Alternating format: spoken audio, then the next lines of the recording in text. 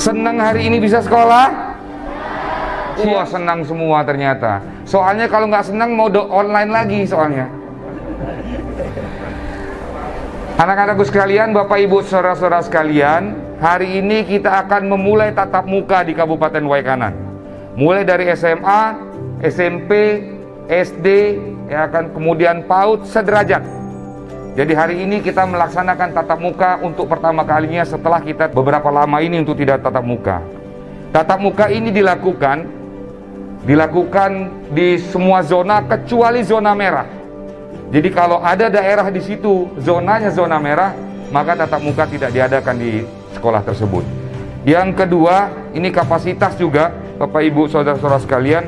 Jadi untuk SMA dan sederajat itu hanya 50% diperkenankan untuk kapasitas sekolahnya. Kemudian SLB dan sederajatnya itu 62% maksimal. Kemudian PAUD itu maksimal 33%. Artinya ada jarak 1,5 meter untuk PAUD dan hanya boleh 5 siswa di dalam satu kelas khusus untuk PAUD.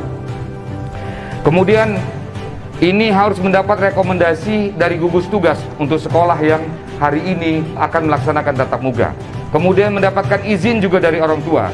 Jadi Bapak Ibu, para guru, para dewan guru, pastikan bahwa anak-anak ini mendapatkan izin. Kenapa ini penting?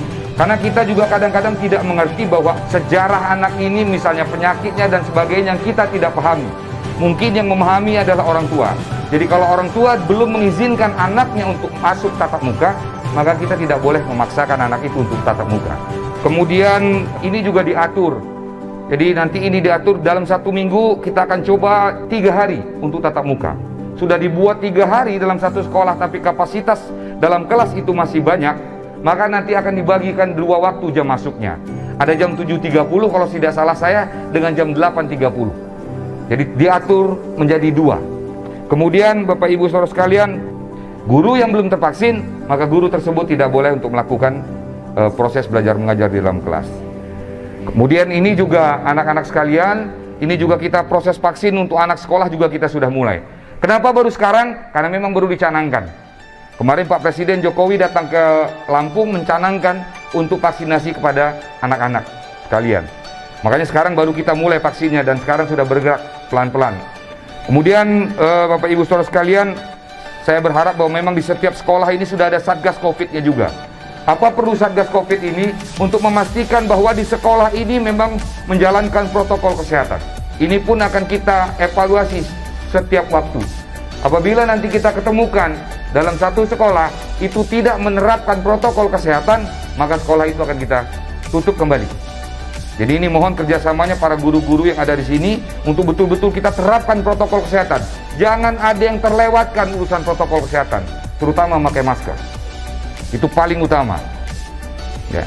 Karena masker inilah salah satu menjaga kita dari namanya virus corona. Mudah-mudahan anak-anak sekalian tertib memakai masker. Karena ini menurut saya penting. Masker ini kunci salah satunya. Tidak ada kegiatan-kegiatan lain selain dari proses belajar mengajar. Jadi tidak ada ekstrakurikuler, tidak ada olahraga, tidak ada upacara, tidak ada kantin yang buka, tidak ada kegiatan selain kegiatan proses belajar mengajar di sekolah ini. Di setiap sekolah, bukan hanya sekolah ini, semua sekolah hanya boleh melaksanakan proses belajar mengajar. Ini dibutuhkan kerjasama kita semua. Saya tahu Bapak Ibu, saya sebenarnya paling berat sekali ngebuka tatap muka ini. Karena apa Bapak Ibu? Kenapa kok Waikanan itu telat, yang lain sudah buka kok Waikanan belum? Kita harus mempersiapkan betul-betul. Karena ini berkaitan dengan anak-anak. Iya, kalau di Bandar Lampung cukup banyak rumah sakit, cukup banyak dokter spesialis anak, tapi di Waikanan nggak gampang. Rumah sakit kita paling cuma ada 2 yang bekerja yang efektif.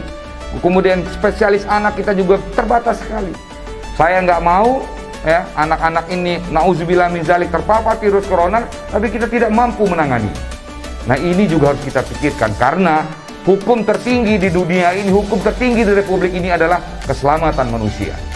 Untuk itu kita harus betul-betul menjaga keselamatan terutama anak-anak yang kita sayangi ini untuk bisa terhindar dari namanya virus corona.